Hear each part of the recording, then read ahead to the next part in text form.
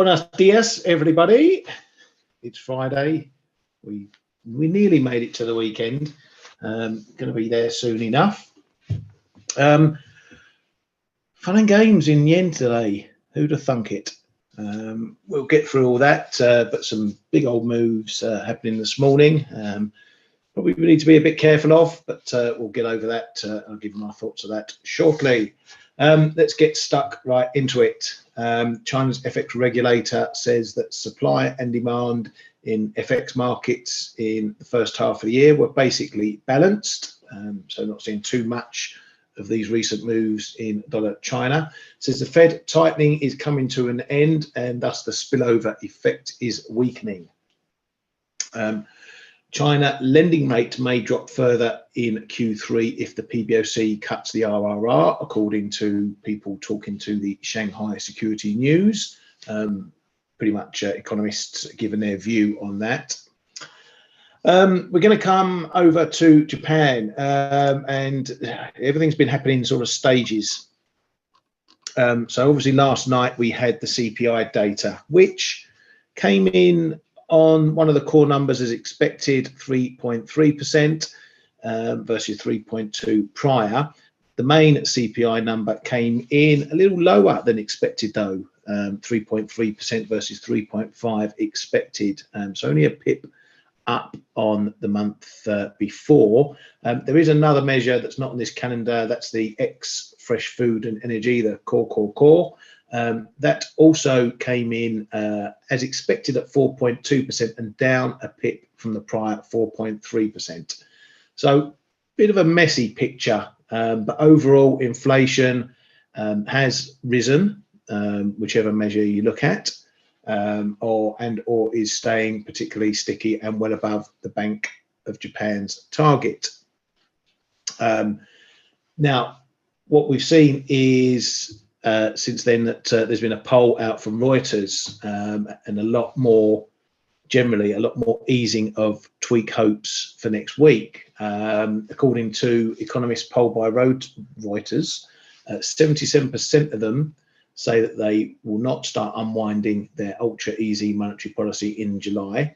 Only 5 of the 22 economists polled, that's about 23%, said they expect the BOJ to start scaling back or tweak next week. And that's down from 43% who thought they might tweak next week in the last poll in June. Now, speaking about when the Bank of Japan might roll back policy, half of them, 11, anticipate that they will do so by year end. The other half say they won't, so a bit on the fence on that one. But they were asked a separate question on when the BOJ will end YCC, and the answers were a bit spread out, shall we say. 3 of the 22 said they will start later this year. 5 said it'll be in the first half of next year. 6 said the latter half of next year, and 8 said 2025 or later. So so-called experts are pretty split on when they think they will pull things back. Right, so then we got this morning, as you can see from the chart there, and that funky move, which really was a real rocket. We got a good old Reuters sources piece saying that the BOJ sees little need to act on the yield curve control for now, saying that they're still not confident about hitting their price goal stably. They view keeping easing as important amid the progress. Still likely to discuss a YCC change even if there's no tweak. And they continue to see smoothness in the yield curve and no major issues in bond market functionality. So that all sounds a lot like slamming the door on any action next week. However, much like UEDA earlier this week, saying that they would only look to change policy if their assumptions changed, one of the lines in this piece says that they will reach a final decision after viewing the latest data. So the latest data is higher inflation, still above target. This has been running now for a year. of seeing higher inflation. So it does leave the door slightly ajar to them doing something next week, whether that's tweaking or language change or whatever, because they're waiting on all the data before making that decision. And as the line says, they're still likely to discuss a YCC change, even if they don't tweak it. So that leaves the door open for some language on them potentially tweaking. Now, how does that leave us now? Well, firstly, I wanted to say that, we were watching this move from the 145s. A hell of a lot of it was down to expectations for the Bank of Japan changing something. And now you see what happens when those expectations get stamped all over. You get these types of moves where the market finds itself, enough's enough, they've repriced enough. Now we get some headlines and stuff that says, hang on a minute, you're wrong. And we get a big reaction back up. This reaction here, I think, is a hell of a lot. 170 pips, 160 pips, that sort of thing, I think is a big old reaction. But, it's undoing a lot of a big reaction that we first saw coming down. So no real surprise to see it up here. I think we potentially find a bit of a balance now, because all those who were selling here, part of the reason we got this big jump this morning is a lot of those shorts are probably chucking in the towel. If they weren't taking profit down here, they need to be taking profit around here. So it adds to the buying frenzy. So it creates a bit of damage against them, self-fulfilling prophecy, if you like. I think from here we find a bit of a balance.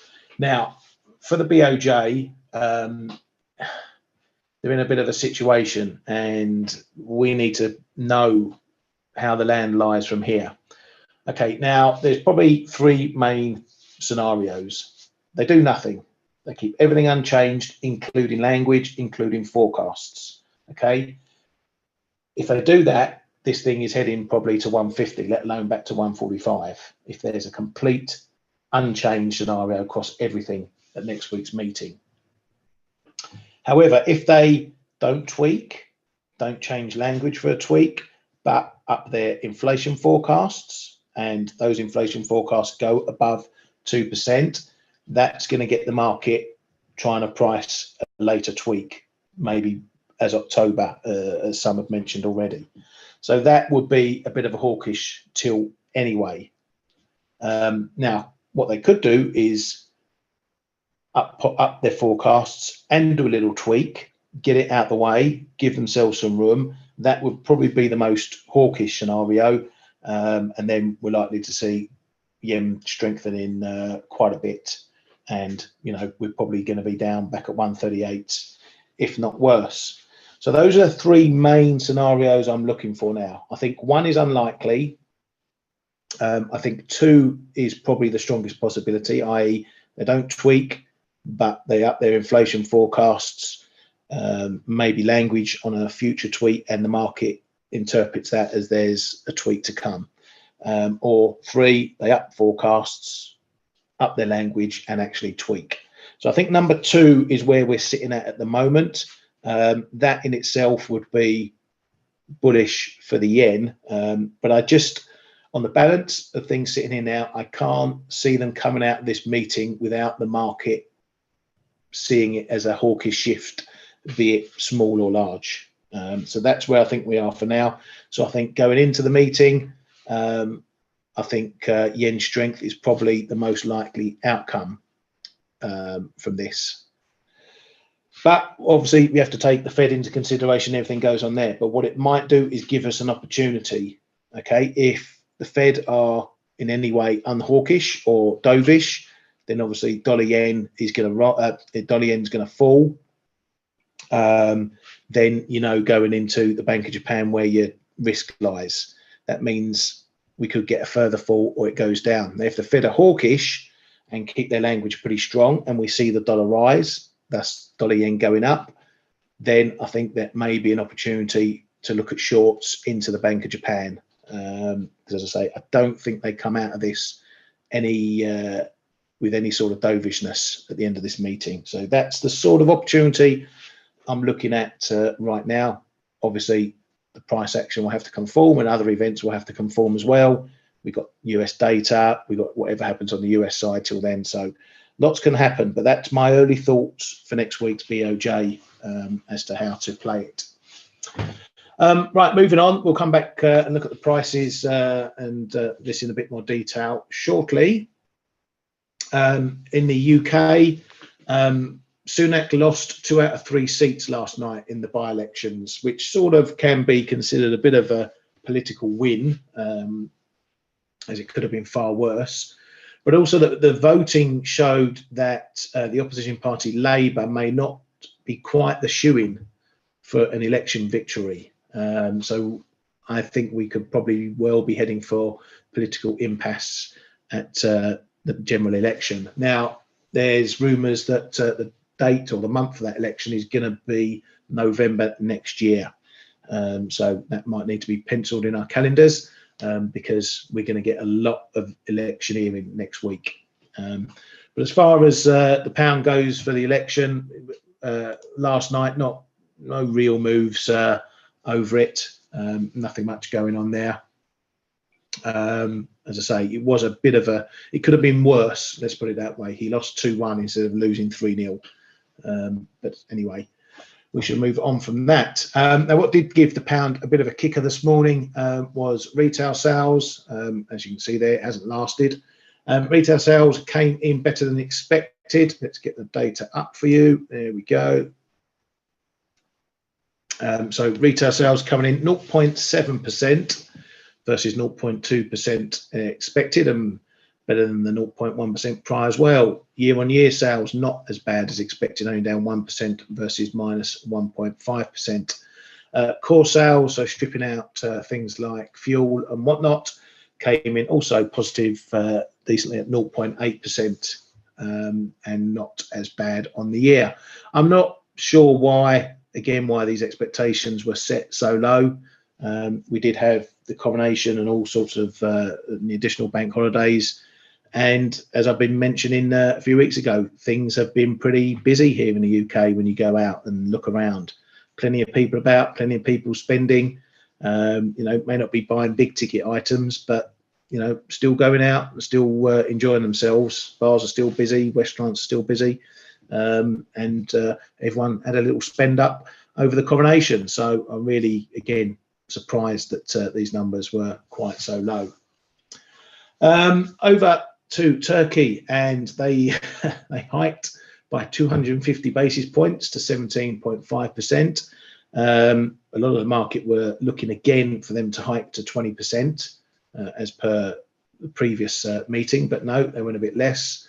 Still expect to keep hiking is the message from those guys over there. All right, coming into the US and looking at the data yesterday, and a bit of a mixed bag, perhaps, in some aspects. Jobless claims looking very solid, 228K versus 242 expected. So down at the lower end of the recent sort of ranges we've been seeing in these numbers. 4-week average, a big improvement there. Continued claims, though, did have a little bit of a tick up. Usually it all moves the same way together, but they ticked up a bit there.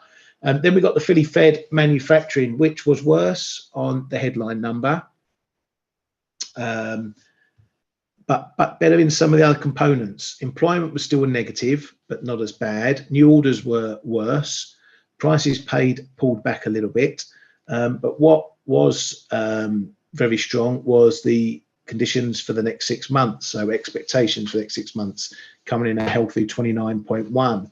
CapEx as well, showing a little bit of an improvement over expected, but not as much as last month. But that 6-month expectation strong number tends to think that many are seeing things a bit softer now, but they expect conditions to improve. It's an important number because if you think something's going to go get better, you set your business up to take advantage of that. So on the whole, I would say this data, purely because of that number there, was a bit positive. And the market took it as thus as well.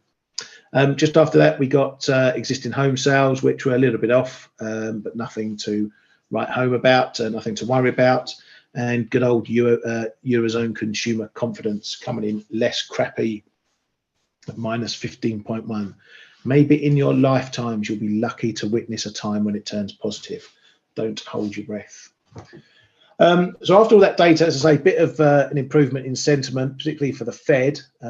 Fed swaps marginally priced the odds of a hike after July higher. It wasn't a big move up in expectations, but nevertheless, it was a shift in that direction. We've been doing a lot of unpricing of the second hike for the Fed, but those came back in a little bit. Just a couple of earnings, just to show you that things are still coming out rosy in that front. American Airlines, their Q2 beat. Philip Morris, one of the big tobaccos, they also beat on expectations. So now we're just starting to get some of the other sectors dropping down as well. We obviously had the banks and financials this week. We're just getting some of the other sector companies dropping as well, and by and large everything is hunky-dory as far as those go, so no worries at the moment in terms of activity in the US. Keeps the soft landing narrative in play. Nothing much else going on. China and Russia doing drills in around the area, Black Sea and whatnot. Russia simulating rather, pulling up ships in the Black Sea and seizing ships. Part of this rhetoric over the grain deal, where now if they see ships sailing around the area, they're going to consider them as unfriendly and possible targets. So China and Russia playing with their toys in the bathwater, and that's continuing on for that. Right, so let's get stuck into what we've got coming up today and having a look at markets. Data front is very quiet for the rest of the day. I don't think we've got any US data coming out. No, all we got is Canadian retail sales coming in later, and some manufacturing sales and the house price index. So any loony traders, keep an eye on those numbers there.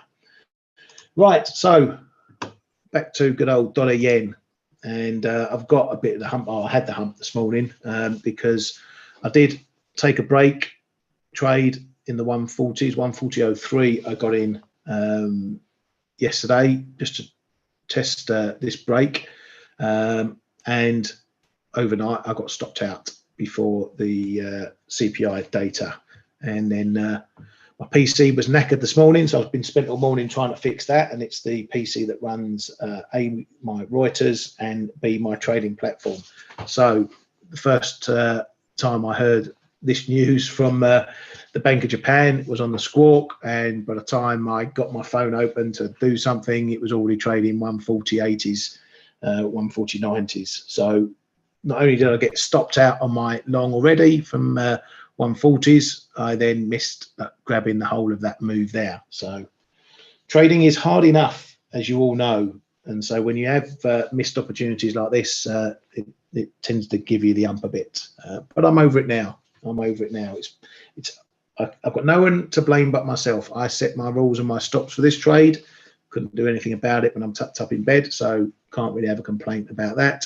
And shit happens, such as computers going tits up at inopportune moments. However, I'm not going to complain too much because I'm still long from 137.95, so I've been chopping that in this move up here, and it's been a big strong move. I think we're going to run into trouble. Well, we already are running into trouble up into 142.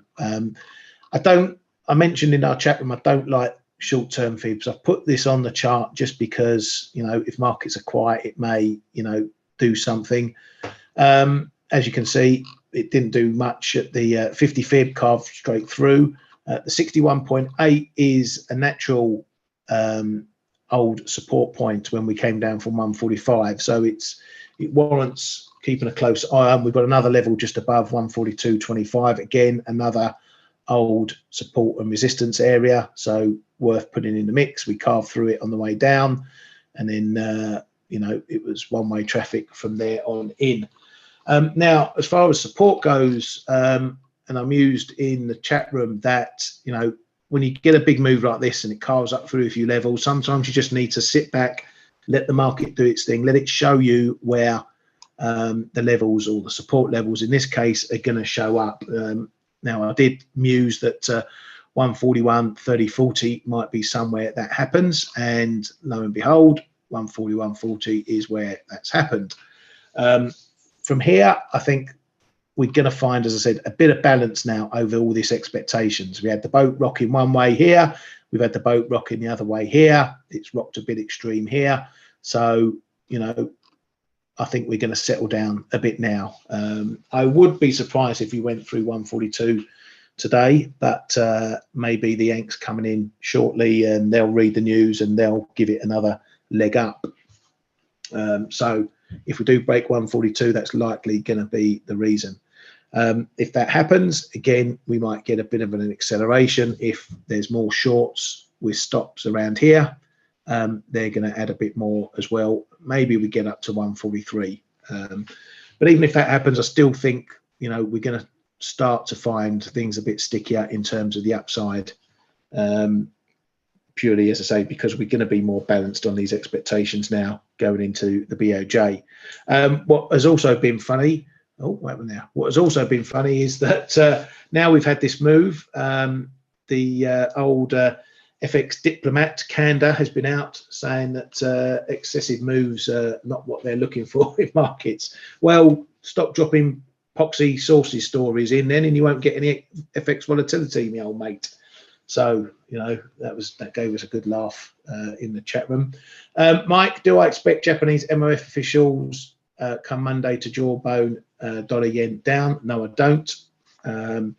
If we see this carrying on, if we do get another, you know, 100 pips tacked on top, then we are in the realm of excessive volatility. But you have to look at the picture as a whole. You know, you could say they were getting a bit vociferous when we were bouncing, you know, back up to 145. They were all starting to jawbone here. We've had a big move down, which is in their favor. You know, they've got to expect, they will be expecting the headlines to bring a bit of volatility. But we're not back up at 145. We're not spent, you know, the best part of 2 months tacking on 1,500 pips. This, in the grand scheme of things, is just a bit of market moving around. It's not the market getting overly speculative. You've got speculative here. You've got unspeculative here. It's more balanced here. They'll understand that. So we're not in speculation range. I don't expect to hear any real jawboning comments unless we're, you know, shooting back up to 145 pretty quickly. And then those same comments will be coming out. But they'll also probably have half an idea what the Bank of Japan are up to anyway. So they know if the Bank of Japan are going to announce something that's going to be volatile for markets, they know that that's just market moves rather than speculation. So they'll let that slide. But I think what happens after the Bank of Japan is going to be important. If they leave everything unchanged, as I say, completely unchanged, we're probably going to take out 145 pretty quickly. That'll bring them back into jawboning very strongly. But in the meanwhile, yeah, I think we're probably going to find a bit of balance now, maybe a bit of sideways action. Still might need to see where the real support points coming in. We've had one tagged, 141.40s. Let's see if that becomes something bigger. If not, maybe we have a move down to 141. For me and my longs, I think I'm going to start yanking up my stops pretty significantly now for my call it 138 trade. I'm going to start yanking that up now, making sure I protect what I've got and taking advantage of any opportunities if the price moves higher. So that's my thoughts for dollar yen, and obviously we'll see what happens next week. We've got the Fed as well, so you know this could be volatile just on what the Fed does, and the MOF and the jawboners, you know, they can't step in and jawbone it when it's the dollar side that's doing the moving. So always have to take the currency on both sides. Right, looking around, we'll jump back to cable again. Yesterday, looking like we may have stopped falling. You know, this morning we've tacked that low. Well, firstly, we got through 129 again, made a new low. So that keeps the trend going. We've now held that low this morning, so you bottom pickers, it got a bit of evidence to say that maybe we're halting the slide for now. You'll need to be very careful. Watch the bounces. The bounces aren't looking too hot at the moment. 129, give or take, is now resistance. So be wary if we continue to make lower lows. It keeps this pressure on, this bearish pressure on. We've messed around with this 128.50 area. We've had a little break under. So 128.50 itself is not really a level anymore, but we're not closing below it or holding below it for any significant amount of time. So that's potentially important. I've still got the fib down here at 128.24, may still be a consideration. But if we're not holding 128, we're not that far off. You know, it's only 26 pips away. So a proper break of 128.50 might take this level out, this fib out without much fuss. So bit of the jury's out this morning. Keep an eye on that. Watch the bounces. If we can't get through 129, keeps the downside pressure off, means we're likely to make new lows after that. Conversely, we need to get back above 129 and hold it to suggest that we're done dropping. Euro sterling also easing off a bit as well. Bit in part to what euro dollar's doing. Euro dollar's looking a bit weaker as well, but we've had a couple of attempts up here at the 87s. Can't get through. We're now messing around with this zone. It's becoming a bit wishy-washy. We've had a move under it. Bit of a bounce, but the bounce hasn't lasted. So the market is a bit unsure what it wants to do here. So the main level for me down here, probably going to see some action around 86.20, but for me, it's 86.10 down to the big figure 86 is going to be the main number here. If we come down here, hold a bounce here, I may look to add back into some of my longs that I've been holding from down at the 85s. And we'll see what happens. Obviously, the ECB next week in the mix as well. So I wouldn't be surprised if a lot of this perhaps is a bit of profit taking in this pair, just with the ECB risk next week, because for this pair, it's done quite a bit in quite a short space of time. Doesn't often do that. So won't be surprised if a bit of this is profit taking. Euro dollar looking a bit similar to cable now. It was holding up a bit better. Cable went first. Now the euro's gone as well. Bit more on the dollar side, this one, rather than what's going on in the eurozone. Although those expectations for the ECB have been coming down alongside all the other central banks. Support, it's been a bit of a messy picture for me, picking the levels out of this one. It's really been about the big figures in the main.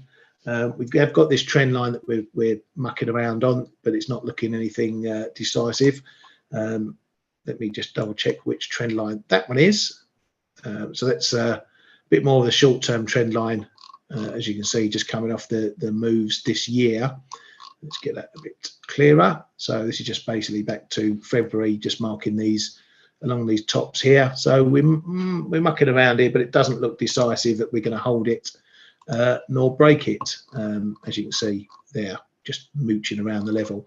So 111 for me is probably the main number here. It didn't do an awful lot on the way up, but you know, that was a big strong move that we had on the way up. But as you can see, back in April through May into May, you know, we found it a bit of a sticky point. So it may not have done too much on the way up, but sometimes old levels can show up on the way down, on the opposing move, shall we say. So 111 is probably your bit of the line in the sand for this whole move here. If we manage to hold that, then it keeps the top side in play. Whether we can get back there is another question, but it means we are potentially not going to unwind all of this move just yet. So that's my key level moving forward. 111, call it 110.90 as well, because sometimes it likes to have a little mooch under and suck everyone in and then spit everyone out. Aussie dollar still looking a bit weakish. Haven't quite yet got down to this 67.40. Close enough, 5 pips away, 6 pips away. having a little bounce. Now, again, it's all about whether these bounces are actually worth anything. As you can see, we're in a bit of a downtrend, just making a new low after the days of finding a low, bouncing, making a new low, highs getting lower. So, you know, this, to me, that suggests we're probably going to have a test of 67. That's where the big question needs to be asked from that point on. Ali, Ali's up. So you got your short yesterday in euro dollar, so very nice with that one, and you're in again today.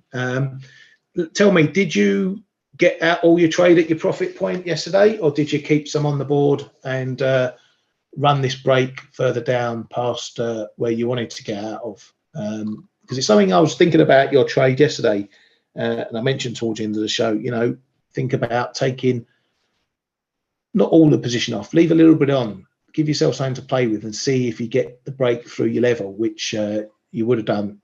We're talking euro dollar, of course, because I think you were 111.95 was your TP, because you were emotional. Okay, well, maybe have a look at trying to do this time, and maybe some of the other boys and girls can try that with your trading. If you've got a set profit target, I'm never going to tell you not to take profit, and I'm not telling you to change your strategy and do exactly what I'm telling you to do, because that would be financial advice, which I'm not allowed to give. But what I am is making a suggestion, if you can do it, is, you know, if you can cut your trade, even if it's 90%, and you leave yourself a little bit of money on the table, an insignificant amount, that if you get stopped out, it's not going to upset your original plan. Just try to do that. Leave a little bit on the table. So if you get your profit target hit, see if it goes a bit further. And if you get some confidence in doing that, you know, as my theory always says, I don't like to give up a winning trade, then you can really help maximize your profits. But it's fine what you're doing, Ali. I'm not trying to change your strategy or anything like that. I'm just trying to help all of you with an opportunity to try and increase those profits as much as possible. You know, it's fine trading it in small bits on your levels, making money, absolutely fine and dandy. But there are ways you can try and increase your profits and just squeeze out as much as you can from a trade without doing yourself any damage. If you've taken profit in the first place on a lower position, it's a free trade. So, you know, just give yourself that opportunity to make a bit more, some icing on the cake, as you call it. So yeah, let me know if you do have a go at trying that. Let me know how you get on. See if it works for you, because that's something you can always build into your strategy. If it doesn't work for you, fine. You've had a go. You know, you're unlikely to lose any money if you've already taken a chunk of profit. Just see how it goes. And as Gavin says, you know, maybe journal your results. See how it goes. Watch the price action. When did it work? When didn't it work? What was the reason why this time it worked? Another time it didn't work. And then you get to, this is your experience. You know, people look at me and K-Man and Blake and Stelios and Steve and Dale and all these sorts of people who are so-called experts. Okay, we're only experts because we spent enough time gaining all this experience. So all these things you're doing now, everything trade you do, every time you look at the market, press a button or whatever, you are gaining the experience. Okay, and it all builds up into your mental bank, and you need to learn it, so then you know certain situations, you recognize them. This pattern is something I've traded before. Usually this happens with this pattern, and then you trade that way, and that's how you stay in the game. That's how you maximize your profits, because you get to learn, you get to gain the experience to look at markets, look at price action, read it, see how things develop. You know, this is how I saw that this move under 138 was a bit of an excessive move. You know, it was overkill. What told me it was overkill? Well, we bounced pretty strongly from it, and then we found the big level support straight after. You know, this is experience you should be learning. This is experience that when you next see a similar situation, you go, oh, that's a big move. We've hit a big level. Oh, it's had a little blowout at the big level, but boom, it's bounced strongly.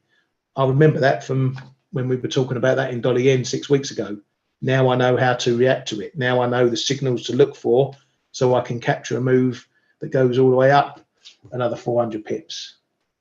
It's all experience. This is what we're trying to do with these shows, not just to say, hey, look how good I am, I guessed this right. It's to say, learn what I'm learning, learn what I've learned, and then you can make the money on moves like this.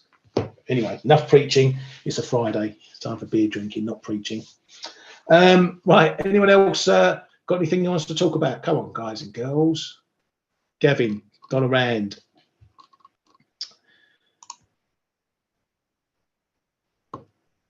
Yeah, certainly is putting up a bit of a fight down here. Again, you know, price action, you get lows, you get new lows, you get another low. Now we get a higher low. So it has the potential to be forming a bit of a bottom down here in dollar rand. It may be indicating that it might be stopping falling. You need to see how the price progresses from here. If we start to see this happening,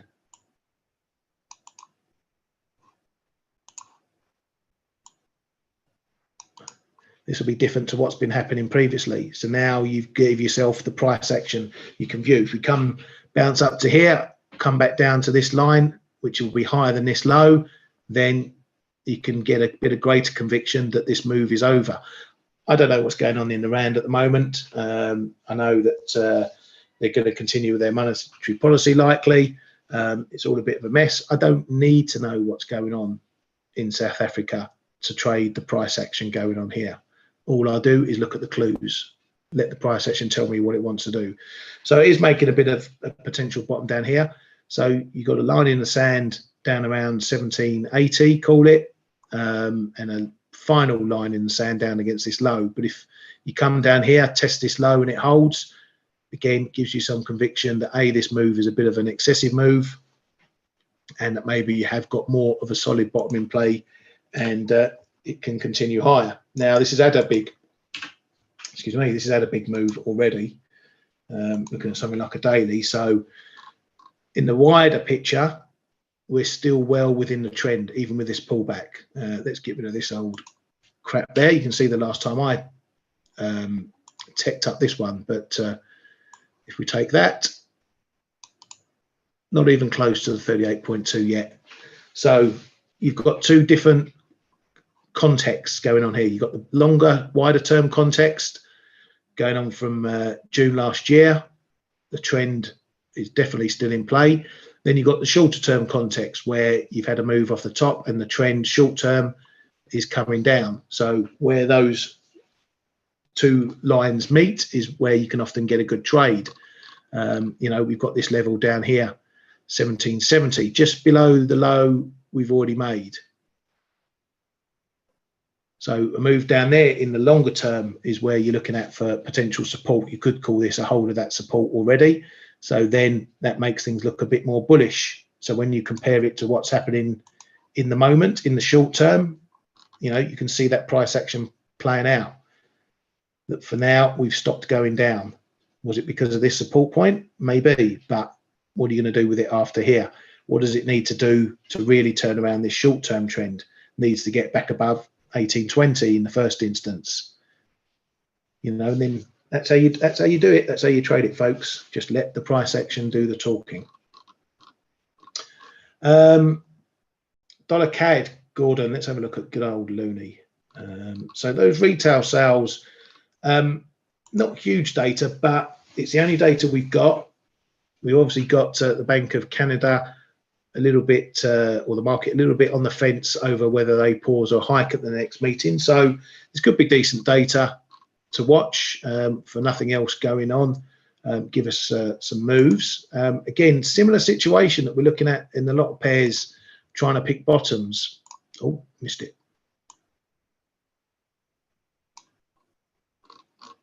So here we have another one showing signs of potentially bottoming out, hitting a low, bouncing, coming back down, breaking a little bit, straight after, we're holding a level again. So you know where your risk is. If you want to take a trade, you take a trade down here, 131.20s, maybe even into 131s, or you have your stop down under here somewhere and you go long here. Because this is your level, this is your risk level, this is where you manage risk. If we come down here, yeah, you might be worth trying along.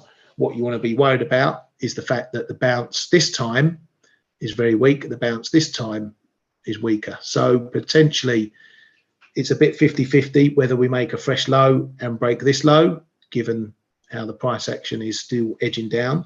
But you want to trade somewhere. So you can trade here with a tight stop, 131.20, call it. You don't need to stop more than 130.90. So maybe 30 pips on this one, given the levels you got around here. Maybe if you want to push the boat out, reduce your size, go below my 130.80, something like that. So if you want to catch the knife, know what the price action's doing here. If we do get a bounce, well, you need to get back above 132, as mentioned earlier, or the other day in this one. 132, 132.20, 25 is really your level. You need to get above there. Get above there, then you've got every chance of pushing higher. So if you're going to trade off of here, you need to be asking a question what you do with any profits when you get to the back up to 132 if it gets there. Maybe take half off the table, bring your stops up, your trades in profit, your stops locked in, you cannot lose. Then you can let the trade do what it wants to do. And if it breaks up, fine, then you go with it and you're making your money. If it doesn't, if it comes down and knocks out your stop, okay, well, you made a little bit on half the trade. Fine, that's still a plus, that's still profit, it still goes in the bank, it still pays for your weekend or whatever. Yeah, Brand, you only have control of your risk. Gavin, Euro CAD. Yeah, I've not really kept a close eye on this one since we had the break up. Oh, look at that, we're back at it. Oh, well spotted, sir. So everything going on, I took my eye off this one. Typical, decent technical price action. Had the break, held as support. We've had a little run up, found a bit of a top up here, couldn't get through, although we did nick a high after the first high. But it's faltered since then, and then it's pulled back through, stepping down, stepping down, stepping down, bang on the level. Question to be asked now. We had one test of the level, pretty weak bounce. Now we're back here again. So for me, that tells me the price action says this level might be in a bit of trouble. If you want to try along off this level, you don't need to give it a lot of room. 10, 20 pips maybe at most. Because if we break under here, then likely this move is all over. So we were talking yesterday about risk reward. So you can risk 20 pips, 25 pips on trying along here, because a bounce, if you clear this high, is going to be 25, 30 pips. So it's a bit of a one-on-one ratio risk reward. But if we do hold this a second time, you're more likely to get a better bounce up. So you make your money if that happens, but keeping low risk. But thanks, Gavin, for spotting that one out. As I say, took my eye off the ball for that one. Are you looking at this one to take a trade, Gavin? Or are you just keeping your eye on the price action? Yeah, don't like the speed of the move back to here. Yeah, that, again, is something you need to learn, how quickly we come back to a level. And the price action that's behind it. This looks pretty similar to dollar yen off 145. All right, it's over a much shorter time frame, but you break down, weak bounce, break down, weak bounce, break down, weak bounce. Again, two contrasting trends. This one here in the longer trend, this one here on the shorter trend. If you find a decent point where both those trends meet and ask a question, then that's when you get a reaction. And the 146, 45, 50 is exactly one of those levels. That's why it's a big fat red one on my chart and goes back donkey's years. Ali, why everybody in market says some very expert traders lose 40% of the trade and get 60% profit, so they make 20% money.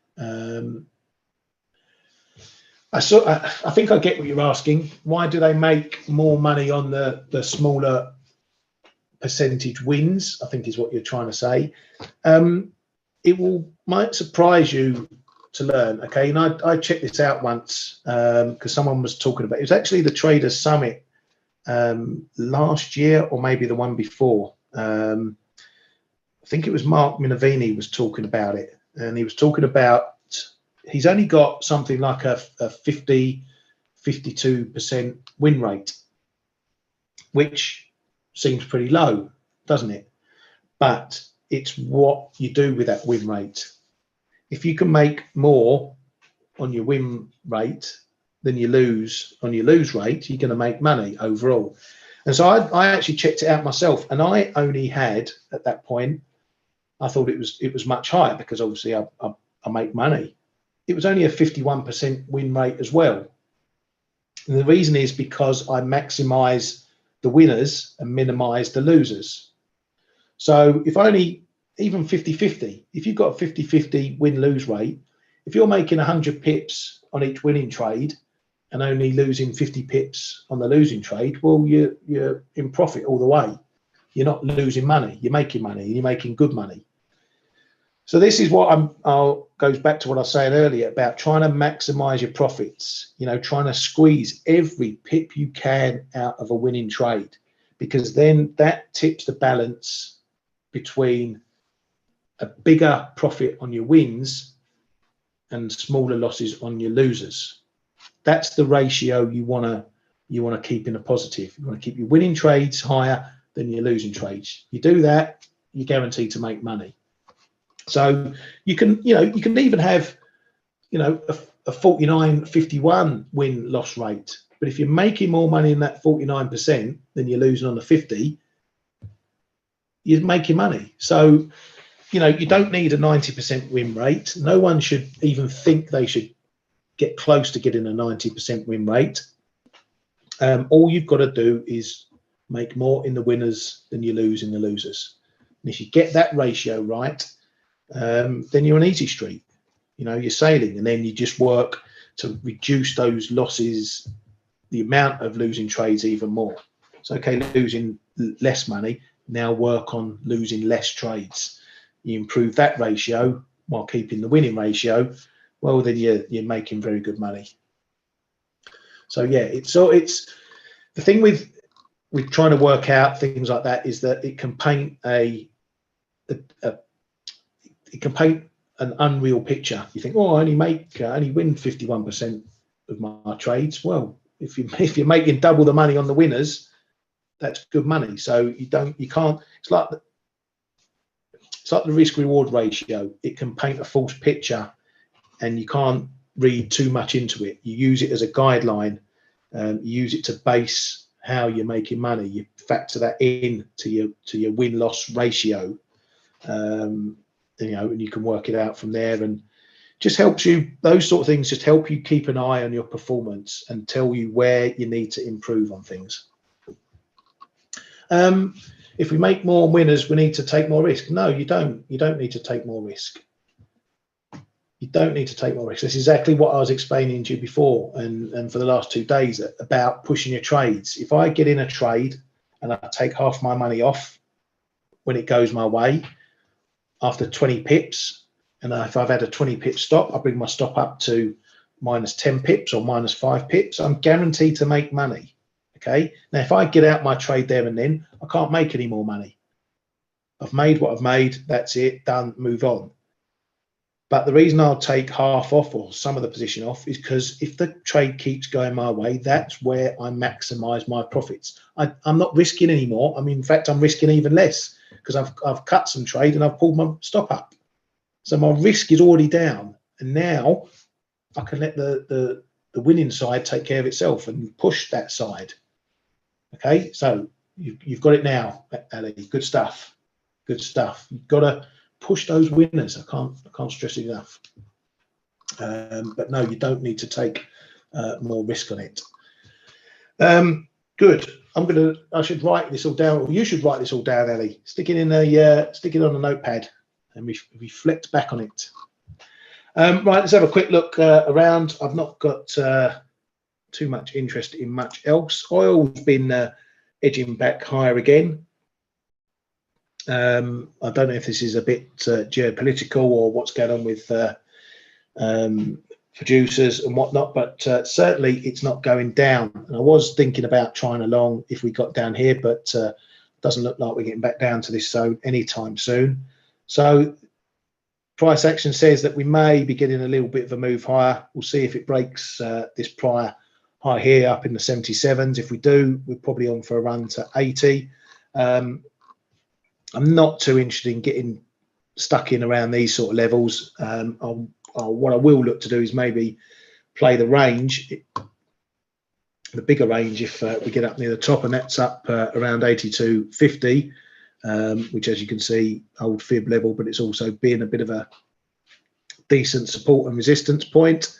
Bit of history behind it, plenty of months behind it. So, you know, we've had a little mooch around here. Maybe we're going to have a look at the top end of this range. So that's about the only place I'll potentially try a trade on this one. As I said, I'm not going to chase it up here. I didn't get down to an area I was comfortable buying it. So I'll wait and see if we get a move up here. Maybe try the top side. Again, won't be a big trade. I won't give it much room. 82.50. I'll probably have a stop just above 83. Above that high there, 83.5. So maybe sort of 83.70, something like that, if I do have a go. No need to put the farm in it. If the range holds, then maybe it stays within the box and we have a move back down. That's how I look to make my money. Play the edges of the range. If they hold, then they can give you a decent move and you can make plenty of pips on that one. Right, anyone got any other questions? Mike says, look at your P&L monthly to get a better idea about how you're doing, not just daily.